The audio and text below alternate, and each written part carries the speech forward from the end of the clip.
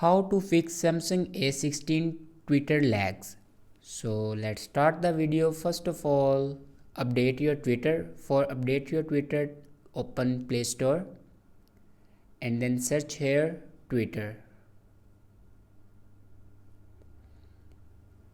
First of all, install this Twitter. If you already install your Twitter and if it doesn't update, then you can see a update option from here.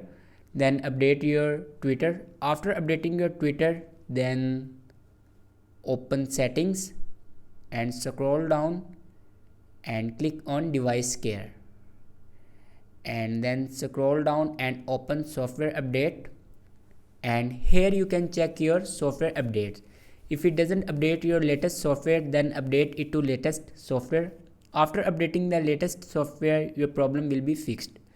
If it doesn't fix your problem, then go back and open general management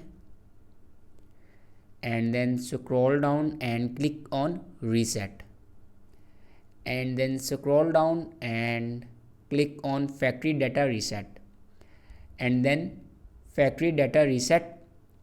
After factory data reset, your problem will be fixed. Thanks for watching this video.